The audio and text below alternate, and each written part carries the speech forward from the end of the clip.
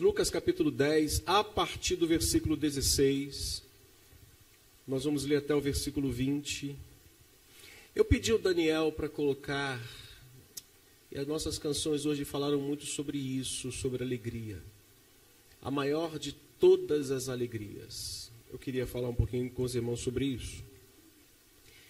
Quem vos der ouvido, palavras do Senhor, quem vos der ouvido, ouve-me a mim, e quem vos rejeitar, a mim me rejeita. Quem, porém, me rejeitar, rejeita aquele que me enviou. Então, regressaram os 70, possuídos de alegria, dizendo, vamos ler? Senhor, os próprios demônios se nos submetem pelo teu nome. Mas Jesus lhes disse, eu via Satanás caindo do céu como um relâmpago. Eis aí vos dei autoridade para pisar de serpentes e escorpiões, e sobre todo o poder do inimigo, e nada, absolutamente, vos causará dano. Não obstante, diga bem forte, alegrai-vos, não porque os espíritos se vos submetem, e sim, porque o vosso nome está rolado nos céus. Louvado seja Deus por essa palavra e que Ele nos abençoe em nome de Jesus. Ocupe o seu lugar, por favor. Depois eu faço os anúncios e faço o expediente. Nesse primeiro momento dessa reflexão, que não vai demorar tanto, eu queria interagir com os irmãos rapidinho. Com uma inicial pergunta: será que existe alguma coisa em errado ou de errado de nos alegrarmos por termos recebido algo da parte de Deus como respostas das nossas orações? Interagir, tá? Interação é isso, participação. Será que existe algo de errado da gente ter alegria, manifestar alegria, estarmos alegres, pelo fato de termos recebido da parte de Deus algo que é uma resposta de oração? Obviamente os irmãos vão entender comigo e responder que não há nada de errado em termos aquela alegria, a sensação de alegria, por recebermos uma resposta da parte de Deus das nossas orações. Não há nada de errado. Não há nada de errado também em nos alegrarmos por uma vitória alcançada em qualquer área da nossa vida, quer numa justiça, na parte de uma porta de emprego, na compra de uma casa própria, na compra de um carro, na conclusão de um curso, na formação de um filho. Não há nada de errado nisso. Não há nada de errado também em nos alegrarmos pela cura de uma enfermidade depois de longa estrada de oração e de perseverança. Não há nada de errado. Pelo contrário, eu acho que existe motivo de sobra para a gente exultar no Espírito e termos a plena alegria em sabermos que Deus cura e ainda cura. Essa alegria norteou a vida de algumas pessoas lá em Atos 8, quando Filipe pregava, e ele, ao pregar, a palavra do Senhor diz que ele, a multidão atendia unânime às palavras de Filipe. Ou seja, Filipe pregava, a multidão, as pessoas estavam unânimes em ouvir o que ele pregava, com sinais e prodígios no meio do povo que Deus fazia por intermédio de Filipe. E vai lá no versículo 8 do capítulo 8 e vai dizer que com isso o povo tinha total alegria, estavam em grande alegria, ou seja, não há nada de errado em nos alegrarmos, festejarmos por qualquer que seja essas coisas que eu falei aqui, cura, uma compra, uma vitória, enfim.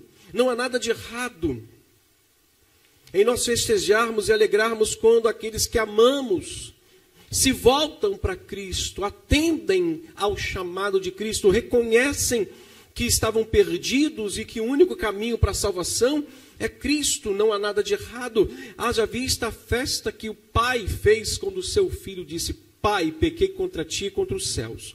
Já não sou digno de ser chamado teu filho. Trata-me como um dos teus funcionários. A Bíblia diz que aquele pai chama os seus empregados manda dar um banho no filho, colocar a melhor roupa nele, colocar uma sandália nos seus pés, dar um anel no seu dedo, diz: alegrai-vos comigo, porque esse meu filho estava morto e hoje está vivo, estava perdido e foi achado. Houve grande alegria, grande regozijo no meio deles. Todas essas formas de expressão, irmãos, ou de expressar alegria, são legítimas. Não há o porquê não nos alegrarmos com todas essas expressões aqui que eu acabei de mostrar, de falar para os irmãos. Não existe, pelo contrário, não existe como a gente não nos alegrarmos pelo fato de termos visto um filho concluir uma faculdade, uma pessoa enferma receber cura, uma pessoa que talvez esteja às portas aí de perder tudo na sua vida, uma porta de emprego ser aberta. Isso tudo é legítimo. Não existe nada de errado nisso, irmãos. O Antigo Testamento também nos ajuda, nos mostrando que isso faz parte, ou fazia parte do povo de Deus. Quantas são as narrativas bíblicas que mostram o povo se alegrando por algo que Deus havia feito por eles, atendido a oração, atendido por misericórdia a súplica daquele povo. Davi, quando volta com Saul das guerras, as mulheres estavam cantando, dizendo: Saul matou os seus milhares, porém Davi os seus 10 milhares, e elas estavam dançando, cantando, exaltando a Deus. Por quê? Porque Deus dera a vitória a Israel sobre os inimigos. Capítulo 6 de 2 Samuel vai mostrar Davi voltando de uma batalha, aliás, voltando de trazer a arca para dentro de Jerusalém, seria a capital praticamente do seu governo, o centro do seu governo, só que ele não queria estar ali sem a arca, que simbolizava a presença de Deus. A Bíblia diz que grande alegria entrou no coração de Davi, que ele dançava. Aí, mas sempre tem, como é que era o nome daquela abençoada que estava de olho nele da janela? Mical. Aquela fofoqueira. Ela estava lá da janela e ela desprezou Davi pelo fato de saber que ele estava dançando. Perceba, irmãos, talvez alguns não vão aceitar o fato de estarmos alegres por alguma razão, por aquilo que Deus tenha feito na nossa vida, por algum motivo que nos tenha feito dançar, pular, nos regozijar, nos alegrar. Irmãos, mas o meu desejo profundo, o meu desejo é que todos nós tenhamos muitos motivos de alegria. Meu Deus. Meu desejo é que todos nós aqui tenhamos inúmeros motivos de alegria, de nos regozijarmos, de nos alegrarmos, por inúmeras curas que Deus há de fazer, por inúmeras portas de emprego que Deus há de abrir, por inúmeros casamentos que Deus vai começar a gerar nesse nome. Eita glória! Por inúmeras portas de emprego, casas próprias vão chegar aí para os irmãos que estão na dependência aí.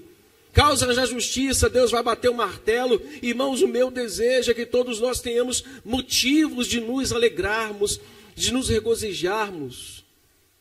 Mas tem uma maior de todas as alegrias que Deus tem reservado para nós, e já reservou para nós, já nos deu. E essa alegria deve nortear todas as outras alegrias da nossa vida. Essa alegria maior, absoluta, ela deve estar acima de qualquer tristeza que possa aparecer na nossa porta. Possa ser muito mais importante do que qualquer não que a gente receba, de qualquer porta que não se abra, de qualquer enfermidade que não tenha uma solução imediata. Esta é a maior de todas as alegrias que o diabo tenta roubar, mas não vai tirar do nosso coração, porque essa alegria vem do Senhor, meus irmãos. Se olharmos superficialmente para esse texto, nós podemos pensar que Jesus está com um balde de água fria, quando está vendo os discípulos voltando da sua missão com alegria. A Bíblia diz, o texto diz, verso 17, olhe para a sua Bíblia: então regressaram os 70 possuídos de alegria. Parece-nos, se a gente olhar superficialmente para o texto, e não, mas dá a impressão, Jesus vai logo dizer assim, ó, eu vi Satanás caindo do céu. Como assim, Jesus? Pô, a gente foi lá cumprir a missão, fizemos uma incursão lá com 70 homens, Os demônios, só em olhar para a gente fala, eles já saíam. E como assim, se ouvir Satanás cair do céu? Que balde de água fria é esse? Parece-nos, se olharmos superficialmente para esse texto, é que Jesus esteja de fato jogando um balde de água fria nos discípulos pelo fato de eles estarem alegres. Pelo fato de eles estarem ali regozijando por tanto que aconteceu. Milagres extraordinários, é sempre assim, a folha não quer soltar, mas ela solta. Na verdade, irmãos, Jesus já havia dado esse motivo, o grande maior motivo, para eles estarem sempre alegres. No verso 16 que nós lemos o texto, vai nos dizer que quem vos der ouvidos, ouve a mim, olhe para mim. Jesus não estava com balde de água fria, Jesus não estava com extintor de incêndios, Jesus estava simplesmente dizendo, a alegria de vocês consiste pelo fato de que quem ouve vocês, ouve a mim. Vocês são as minhas vozes, vocês são os meus instrumentos, eu é quem utilizo a voz de vocês. A minha graça, o meu poder está sobre vocês para que tudo isso de fato possa acontecer. Então no verso 16, ele está lembrando, irmãos, a honra que ele próprio atribuiu àqueles que permanecessem fiéis na missão. Ele está dizendo, quem ouve vocês está me ouvindo. Mas quem rejeita o que vocês estão pregando, a mim é que estão rejeitando. E quem rejeita a mim, rejeita ao Pai que me enviou. Então Jesus não está jogando um balde de água fria, ele está só lembrando aos discípulos a honra que Deus dera para cada um deles, pelo fato deles estarem usando o nome de Cristo, e pelo nome de Cristo, milagres, curas, salvação e tudo mais está acontecendo no meio daquele povo. O que Jesus estava transmitindo aos discípulos era algo glorioso, motivo de fato deles estarem sempre alegres. Jesus mostrou que os ministros do Evangelho devem ser considerados mensageiros, embaixadores de Cristo ao mundo pecaminoso. Isso é uma honra, um privilégio que nós temos.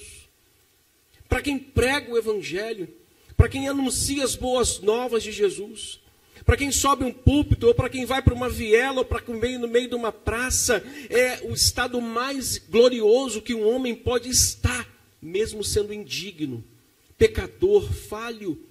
Então ele mostra isso, irmãos. Quem os rejeitar, está rejeitando o próprio Cristo e a salvação que eles proclamam. Todo cristão, irmãos, foi chamado para essa missão, que é glorificar a Cristo. E pregar o seu evangelho é uma maneira de glorificarmos a Jesus. Foi isso então que os 70 discípulos trouxeram na bagagem de volta.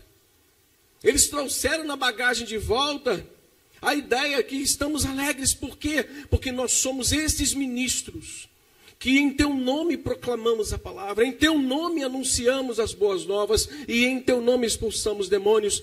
Foi isso que os 70 trouxeram na sua bagagem de volta.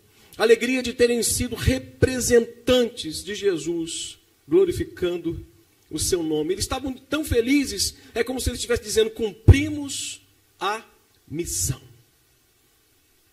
Pregamos, exaltamos. Perceba que eles estavam tão tomados de alegria, que talvez não tenham se lembrado das rejeições. Porque Jesus vai dizer, olha, os que te rejeitarem, sacode a poeira do vosso pé, porque maior rigor haverá sobre eles do que para Sodoma e Gomorra. Então, irmãos, é bom demais. É bom quando nós obtemos êxito naquilo que fazemos, principalmente como fazemos além daquilo que nos foi ordenado a fazer. Eles voltaram alegres de tal forma, porque eles foram além daquilo que próprio Cristo tinha falado, anunciar e pregar e permanecer nessa mesma cidade, verso 7 do capítulo 10. Permanecer, verso 7, permanecer na cidade, comendo, bebendo do que eles tiverem, pois digno é o trabalhador do seu salário, não andeis a mudar de casa em casa. Verso 8, quando entrares numa cidade e ali vos receberem, comei do que vos for oferecido. Verso 9, leia. curai os enfermos que nela houver e anunciai-lhes o quê?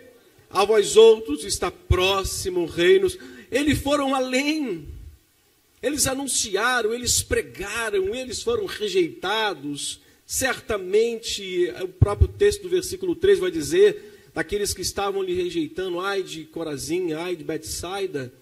Portanto, irmãos, é sempre bom termos êxito naquilo que fazemos, principalmente quando fazemos além daquilo que tínhamos a fazer. E a satisfação dos discípulos se concentrava justamente no que fizeram além. Eles disseram, Senhor, os próprios demônios se vos nos submetem pelo teu nome.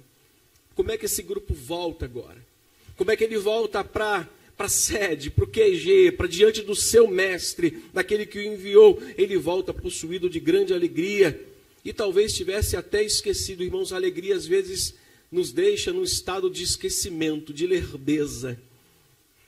De tanta alegria que eles estavam, eles esqueceram talvez dos nãos que eles receberam, das inúmeras afrontas que eles receberam, dos inúmeros casos de milagres que talvez eles tinham feito em nome de Cristo e não tenham se lembrado. O grupo estava tão contente, pois se sentiam participantes do triunfo de Jesus sobre os demônios e do jubiloso acréscimo de tantas pessoas. O grupo estava tão contente que, ao fazer o relatório para Jesus, pensaram que essa seria a maior e a mais especial de todas as atribuições que Jesus lhe dera: expulsar demônios. Eles estavam tão felizes que eles imaginaram que expulsarem demônios, jogar aqueles demônios, ribanceira abaixo em nome dele, seria a maior e a mais importante de todas as atribuições. Até que Jesus dá a resposta para eles. Mas, pastor, Jesus vai novamente jogar um balde de água fria? Não. Jesus vai corrigir a maneira como eles deveriam agora pensar sobre o que eles fizeram. Versículo 18. Então regressaram possuídos, disseram os demônios se vos submetem. Verso 18 vai dizer, mas eles lhes disse. O que ele diz? Eu via Satanás caindo do céu como um relâmpago. 19. Eis aí, vos dei autoridade para pisar de serpentes e escorpiões, e sobre todo o poder do inimigo, e nada, absolutamente, vos causará dano algum. Eu estudando isso aqui alguns dias atrás e completei hoje pela manhã, as interpretações sobre o que Jesus falou são inúmeras. Alguns atribuem que Jesus estava dizendo que existia honra maior do que qualquer outra, que Jesus estava alertando os seus discípulos quanto ao perigo do orgulho que fez Satanás cair. Algumas interpretações sobre essa expressão que eles ouviram Satanás cair do céu como um relâmpago, estava dizendo que confirmando e confrontando os seus discípulos quanto aos que eles fizeram, ou aquilo que eles fizeram, que cresce nele. Ou seja, algumas interpretações levam a pensarmos tudo isso aqui. Mas a resposta de Jesus quanto ao relatório dos 70 é muito mais do que qualquer interpretação, é confortante para o nosso coração e ensino para a nossa vida. Primeiro, Jesus estava dizendo que via tudo o que estava acontecendo quando eles estavam pregando. Quando Jesus diz, eu via Satanás cair do céu, Jesus estava dizendo assim, enquanto vocês estavam indo pregar, eu via tudo. Certo pregador uma vez contou uma história de que enquanto estava preparando o seu sermão, ele preparava o seu sermão debaixo de oração. E eu acho que é assim que deve se preparar um sermão. Sermão não começa com a Bíblia aberta, mas com os joelhos dobrados.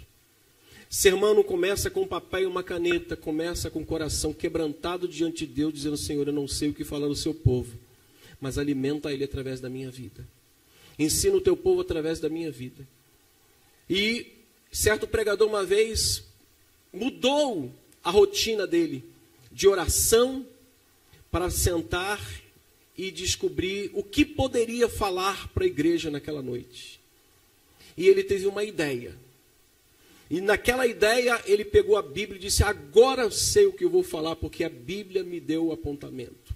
Naquela noite, ninguém conseguiu entender o que o pastor estava pregando. Uma vida não saiu edificada, porque ele queria simplesmente que a ideia dele fosse homologada pela palavra de Deus.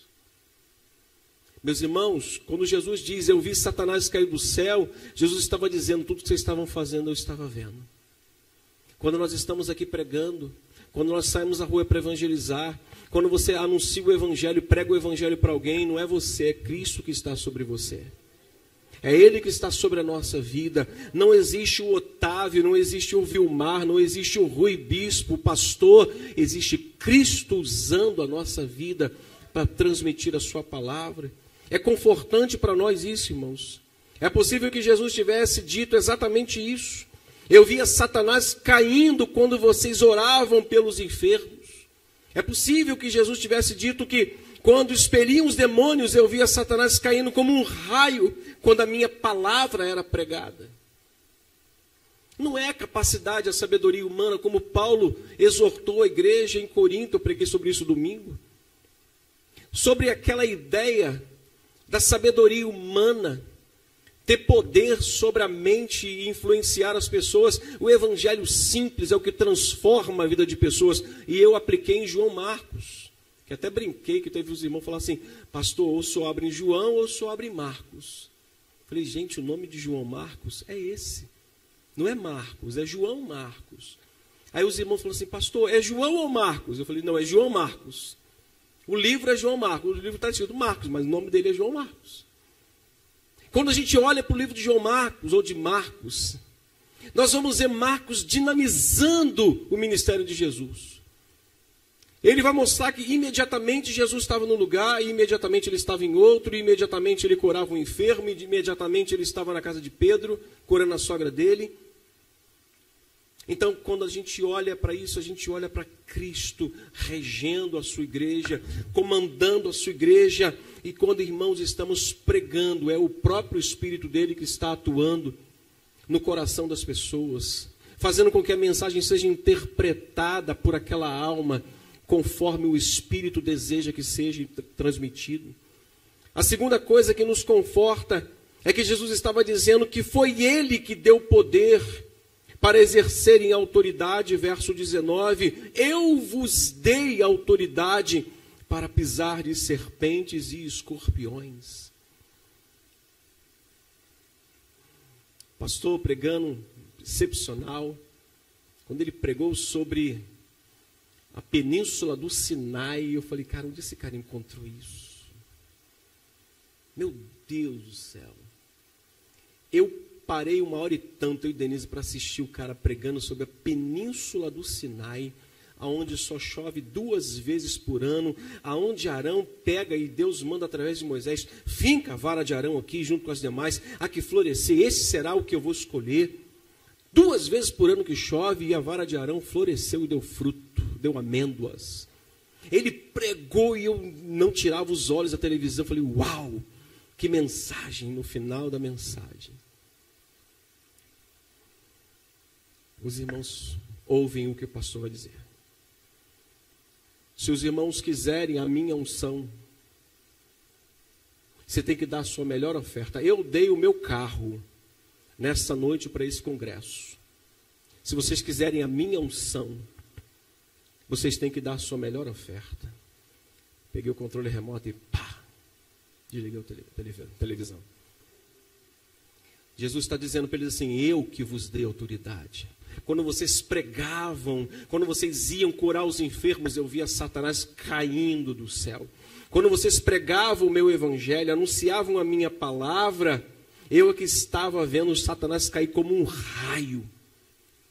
Tudo é Ele, irmãos. Nada vem de nós.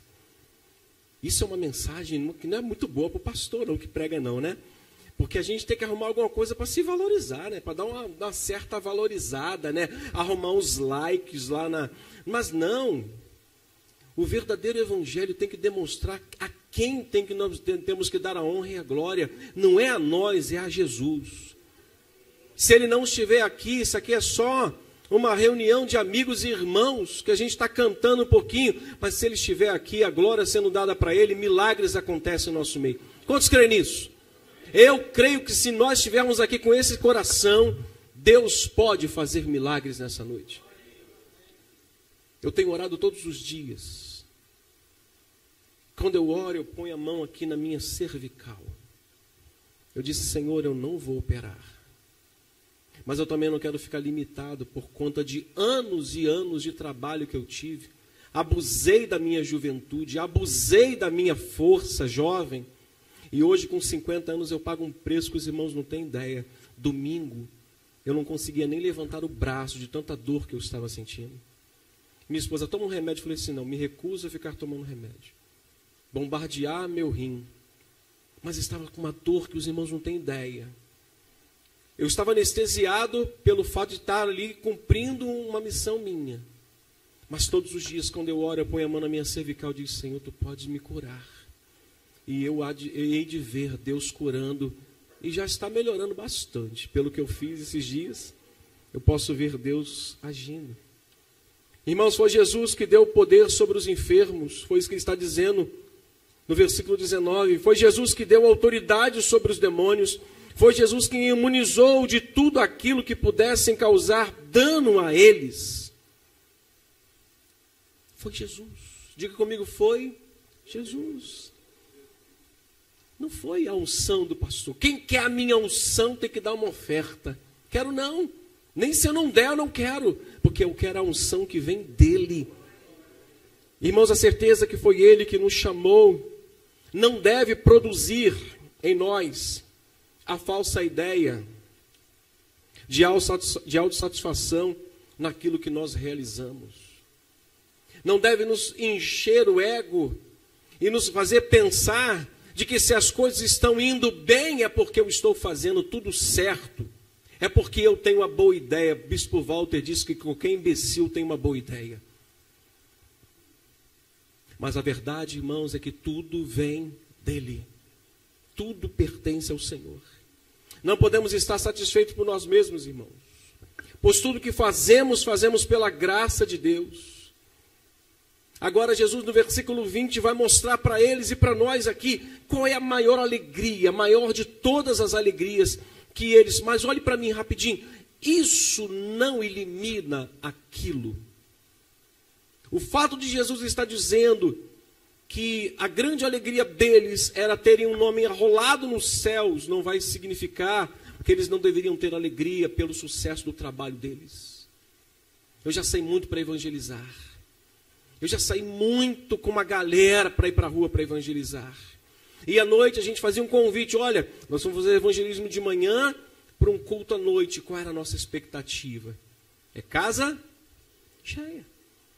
Minha filha, filha dos irmãos, todo mundo na rua, subindo morro. Nossa expectativa à noite era que a casa estivesse cheia. Vinha até um número bom. Vinha um número bem expressivo. A gente imaginava, bom, se vieram hoje, vão voltar no domingo e a casa vai estar? Não tinha ninguém. Não vinha ninguém. Mas para quê? Para Deus nos frustrar? Não, para entender que não é na minha agenda, no meu jeito, não é pela minha sabedoria, pelo que eu acho, pelo que eu quero, pelo que eu faço, é pela graça de Deus que fazemos as coisas. Só isso, irmãos. Jesus não está desassociando os dons espirituais com a graça salvadora. Eles deveriam estar felizes sim por libertarem pessoas das mãos de Satanás, e isso não tinha demérito nenhum. Eles voltam pulando. Até que a nossa igreja não tem muito isso. Quando teve um dia, meia dúzia saiu correndo. Estávamos aqui no culto da pastoral, aí entrou uma mulher meio estranha, e o culto já estava acabando, e pediu, pastor, o senhor pode orar pela gente? Estava eu e Denise orando.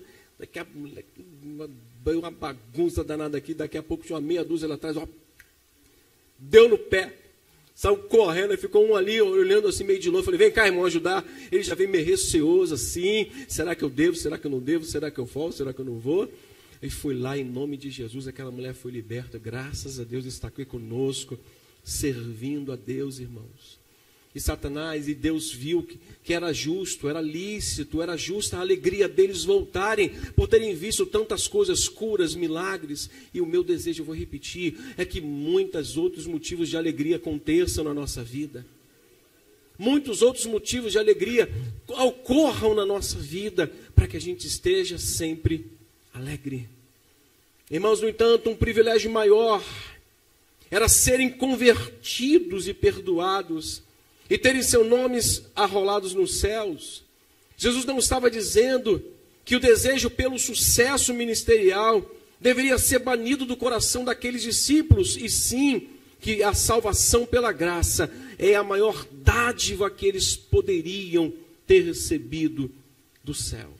E no versículo 21, o texto vai dizer, naquela hora, exultou Jesus no Espírito Santo e exclamou, graças te dou, ó Pai, Senhor dos céus e da terra, porque ocultaste as coisas aos sábios e instruíste e revelaste aos pequeninos. Sim, Pai, porque assim foi do teu agrado. Eu me fiz uma pergunta, o que faz o Espírito exultar?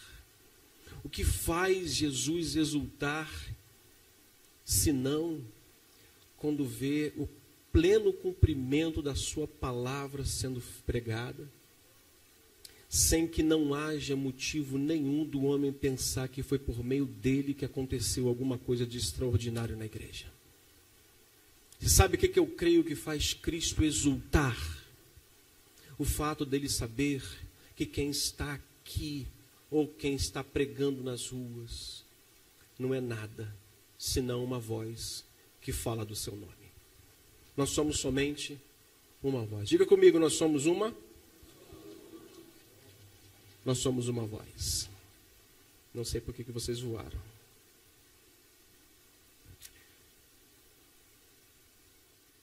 Vamos orar?